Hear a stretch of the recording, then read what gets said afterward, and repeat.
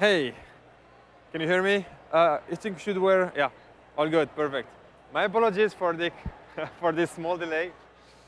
We had some issues. Welcome to the session about how to get the most of your Delta Lake. And before we start, how many people have already used Delta? If it's guys, okay. Now you're not allowed to raise your hand. So I'll be talking about a bunch of features that you can leverage. Maybe you don't know them, but don't worry, the slides will be shared. So if you don't bother yourself take pictures, the slide will be available later. So the first feature I wanted to talk about are the clones. So the clones are super, super important. And we have two types of clones. The first one are shallow clones. And basically, shallow clones are used to copy metadata only. Why should I use shallow clones? Let's suppose you're a data engineer. You want to try some stuff. Basically, if you are using a large table, you would need to copy the entire table, which can be very costly and expensive. So what you can do, you can just do a shallow clone. And basically what will happen, you will just create a table, an empty table, that will point to the original one, which means zero copy. And if for some reason you try to update the table you created, only the metadata will be updated, and you will not be able to modify the existing one. So basically, if you say my table says 1, 2, 3, 4, you try to update like 1 by removing this line. That will, in the new one, it will be removed, but the original one won't be touched. It's like a pointer for those who know C language. And how can I use it? It's basically you have Python API and the SQL API. Just mention shallow clone. And you can specify the version you want to clone. And keep in mind that if, for example, I create a table, I did a shallow clone, and then I updated like the original table. Keep in mind that your shallow clone table won't change. Why? Because when you did clone the table, you did clone the latest version, which was, for example, version number 7. But after doing an update, it's now number 8, which means you still shallow clone number 7. So this is something to keep in mind. And when to use it, it's mainly, as I mentioned, for short-term experiments. You want to play with your data without messing up with the original one and without having to copy the entire data, which can be expensive. The second option are deep clones. And deep clones, this is literally hard copy of the data, which means you copy the logs, but also the entire data. Again, you can use it for archiving, or maybe for data migration. Let's suppose you're on Hive Metastore and you want to migrate to Unity catalog. You can, for example, use deep clone.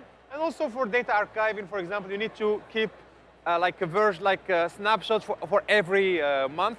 So you can, at the end of the month, schedule a job that will run like deep archive, like deep clone the latest version, and you're good to go, which means after 1 year, you're going to have 12 versions, and you can still have a look at the history of this table, just like describe history. You're going to see all the versions you did, version 1, 2, 3, 4, and so on.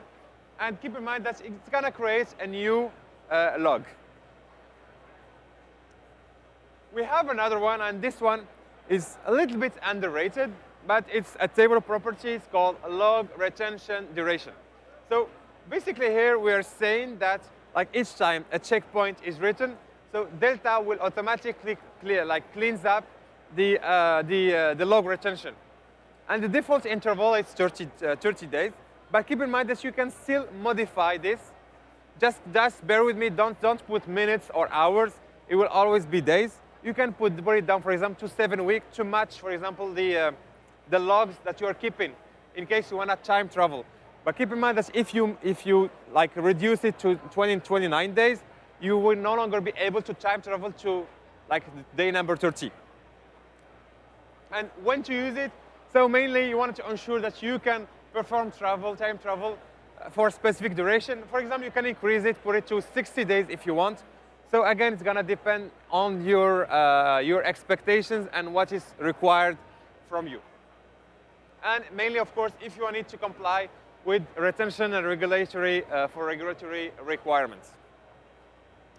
And we have another one, and this one is tightly integrated with the first one. It's the deleted file retention. So this one is linked to the vacuum operation. So for those who don't know what's the vacuum, vacuum is the operation that you would need to run to get rid of all the untracked files that are no longer required for your table. And keep in mind that you need to run this to make sure that you save some storage. This is very important. And basically, when you define this deleted file retention, so this property will define the minimum duration for which logically deleted files are retained.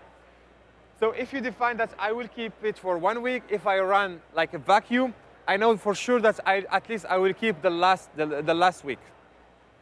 And of course, you can adjust this based on those specific requirements.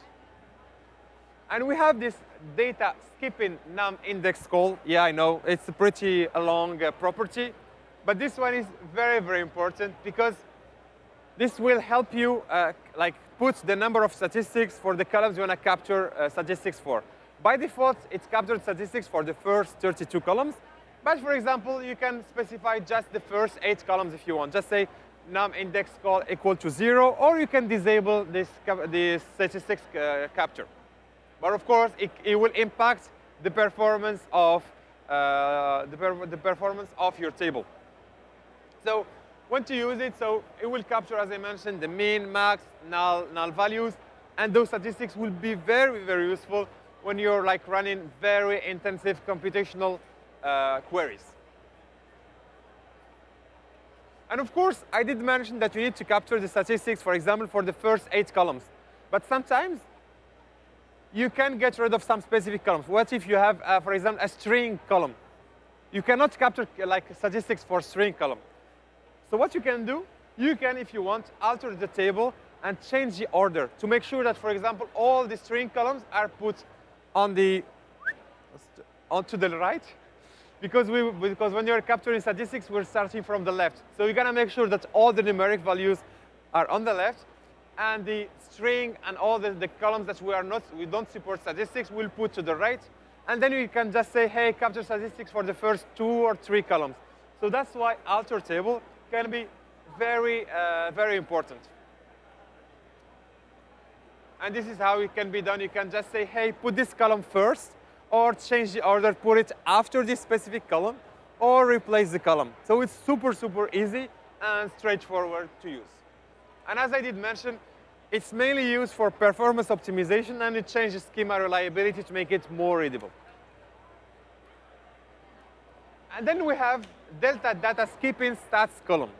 And this one is very, very important. So I did mention first that delta captures the statistics for the first 32 columns. But sometimes the columns you're targeting are maybe at the end of your table, at the right. You don't want to alter those columns. You don't want to change the order. So what you can do, you can just go and specify, hey, just capture the statistics for the columns I will be mentioning. For example, age, income. And then if you run the optimize, it will capture statistics for only those 3 columns. Or you can do more, of course, if you want. And again, when to use it, performance optimization. And if you have a large table and you don't want to play with the order of the columns, you can just use this specific table property. Then we have deletion vectors. And this one is very, very important. Because as you know, Parquet is immutable. But before, delta is Parquet plus some logs. And Parquet is immutable. So if I want to update a specific column or specific row, it's going to automatically trigger the creation of a new Parquet file. And what if you keep updating the table often? This will be very intensive operation. With deletion vectors, what's currently happening, I'm just going to tag this row as deleted. We're going to add a bitmap and say this row has been deleted. But I won't trigger the recreation of the new file. I will do it a little bit later to make sure that I reduce the number of rewrites.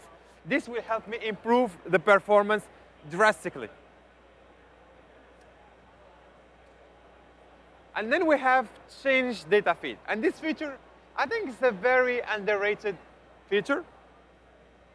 But what you can do is just delta dot enable change data feed equal to true. And basically, whenever, for example, you have, I don't know, a customer data, you have, for example, the name is Youssef, the city is Paris. So what if I update the table, and I put like Youssef, and the city is San Francisco? I can just go and do like select star from table change. I will specify the name of the table, and it will tell me this is the previous row. It was Youssef Paris, and now this is Youssef San Francisco, and the type it's update. So I will be able to track the update and the delete, and in which version this happened. So for example, at every single step, you can capture all the changes and propagate them a little bit later. It's basically doing CDC-like operation, but in Delta. And then we have column mapping. I love this feature, and it also scares me. Why? Because column feature, like column mapping, you need to enable it to make sure that you can alter the name of a column. Because in the past, if you wanted to alter the name of the column, you had to rewrite the entire data, entire table, which can be, again, very costly if you have 1 terabyte table. With column mapping, you can just alter or drop a column without having to rewrite the data. But when you enable column mapping, you can have like special characters in the name of the column, like having a space or having which can be a little bit dangerous. If it's at the end, you won't notice it. So be mindful when using this feature. But again, it's super important because it brings a lot of capabilities. And it's also required for advanced features like liquid clustering and others. And then we have allow column default. This one is also super important when you're talking about data quality. You all know that data engineers are very, very lazy. Wait. Yes, something went wrong with my slides. I was supposed to update this, but basically with Delta-like feature allow column defaults, you can specify the default value for a specific column. So if I am filling or updating a table, if I'm not inserting data in a specific column, it will automatically put a specific value. So for example, if you're filling like a table like column date, you can specify like default value current time, which means if you don't fill this value, it will be automatically populated for you. My apologies for the slides. I must have shared the wrong one with Jules because of the network issue. And then this is also a super important feature. It's called generated columns. But basically, this will help you compute a column based on another column.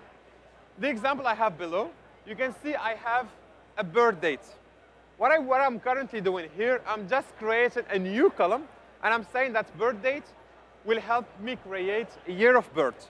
So basically, I'm just casting the birth date, and I'm capturing the year, which means whenever I create, insert data for birth date, Delta will automatically compute this new column for me. And I can use this new column to partition, for example, my table if I want. And you have two options. You can either do generate by default, which means if I forgot to fill this specific column, for example, year of birth, it will automatically compute it from this column. Or I can specify generated always, which means even if someone fills this data, it will automatically be replaced by the automatic column compute. And then we have identity columns. And this one is very, very important. Why? Because you can create a string, like a column that can be, looks like a primary key, because this key will be unique. And what I'm specifying here is you see that begin generated always identity, I'm specifying that I will start with 0, and each time I will increment by 1. So technically, when I do this, it will automatically create a unique key, starting with 0, 1, 2, 3, and it will be unique key. But keep in mind that when you're going to be using this feature, like identity columns, you won't be able to parallelize this operation. Why? Because you need to make sure that your primary key that you did set up here is unique. If you're parallelized, you won't be able to find, it can create duplicates. But it's super awesome feature to use. And that's it. I tried to promote my my YouTube channel, So make sure to subscribe. We will have good content. And again, my apologies for being a little bit late. And I'm open to all your questions.